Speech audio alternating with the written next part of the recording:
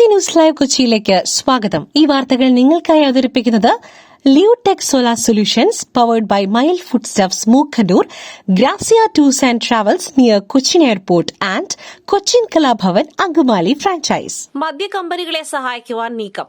മുഖ്യമന്ത്രി അനാവശ്യ ധൃതിയും വാശിയും കാണിച്ചു പിണറായി വിജയൻ.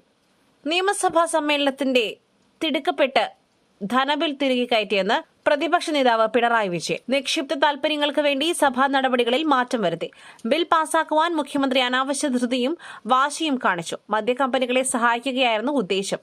ഏതു മാർഗത്തിലൂടെയും മദ്യകമ്പനികൾക്ക് നികുതി ഇളവ് നൽകുവാനാണ് തീരുമാനിച്ചതെന്ന് പിണറായി വിജയൻ പറഞ്ഞു. ചോദ്യപേപ്പറും ഉത്തരക്കടലാസും മഴവെള്ളത്തിൽ ഒഴുകി നടന്ന നിലയിൽ ബീഹാറിൽ 167 സ്കൂളുകളിലെ 9, 10, 12 ക്ലാസുകളിലെ ചോദ്യപേപ്പറുകൾ വെള്ളത്തിൽ. ബീഹാറിൽ ചോദ്യപേപ്പറും ഉത്തരക്കടലാസും മഴവെള്ളത്തിൽ ഒഴുകി നടന്ന നിലയിൽ ബക്സർ ജില്ലയിലെ പരീക്ഷാ കേന്ദ്രത്തിന് പുറത്താണ് സംഭവം. 9, 10, 12 ക്ലാസുകളിലെ ചോദ്യപേപ്പറുകളുടെയും ഉത്തരക്കടലാസുകളുടെയും കെട്ടുകളാണ് ഒഴുകി നടന്നത്. ത്രൈമാസ പരീക്ഷകൾക്കായി ബീഹാർ സ്കൂൾ പരീക്ഷാ ബോർഡ് അയച്ചതാണ് ഈ മെറ്റീരിയലുകൾ. സഭയല്ലേ, അത് ജനങ്ങളുടെ വകയാണ്. നിയമസഭയിൽ സന്ദർശകർക്ക് കടുത്ത നിയന്ത്രണം ഉണ്ടാകില്ലെന്ന് സ്പീക്കർ. നിയമസഭയിൽ സന്ദർശകർക്ക് കടുത്ത നിയന്ത്രണം ഉണ്ടാകില്ലെന്ന് സ്പീക്കർ തിരുവഞ്ചൂർ രാധാകൃഷ്ണൻ. റീസണബിൾ നിയന്ത്രണം ഉണ്ടാകണം. സഭയല്ലേ, അത് ജനങ്ങളുടെ വകയാണ്. നിയമസഭയിലേത് പവർഫുൾ മൈക്കാണ്. ചില കാര്യങ്ങൾ കേട്ടെന്ന് ഇരിക്കും. നിയമസഭയുടെ രേഖയിൽ വരുന്നതിന് മാത്രമാണ് പ്രാധാന്യമുള്ളത്. അയോധ്യ രാമക്ഷേത്ര സംഭാവന കൊള്ള 5 വർഷത്തെ ഓഡിറ്റ് റിപ്പോർട്ടുകൾ പരിശോധിക്കുവാൻ SIT.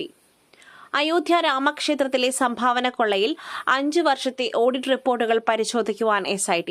ഈ മാസം 6 ചേരുന്ന രാമജന്മഭൂമി തീർത്ഥ ക്ഷേത്ര ട്രസ്റ്റിന്റെ യോഗം നിർണായകമാകും.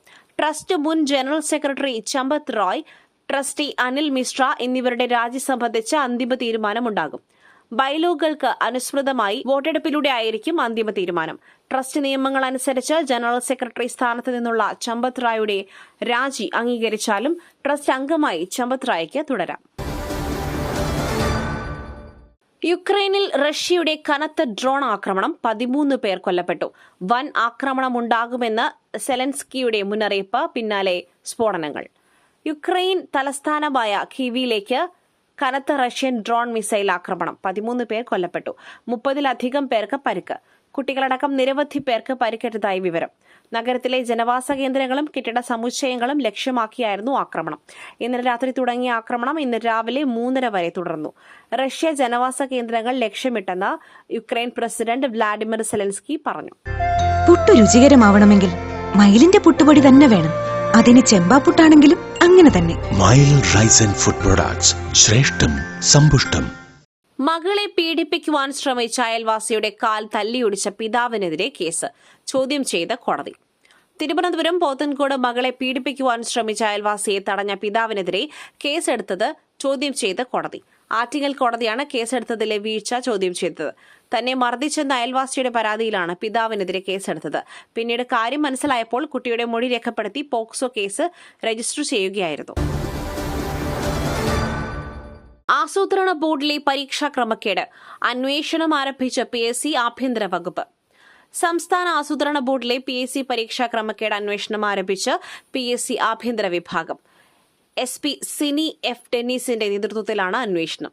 സർക്കാർ തല അന്വേഷണത്തിനും സാധ്യത. PSC പരീക്ഷാ വിഭാഗത്തിൽ നിന്നും അന്വേഷണ സംഘം റിപ്പോർട്ട് തേടും. ഉന്നതതല അന്വേഷണം വേണമെന്ന ആവശ്യം ശക്തമാണ്. സർക്കാർ തല അന്വേഷണത്തിനും സാധ്യതയുണ്ട്.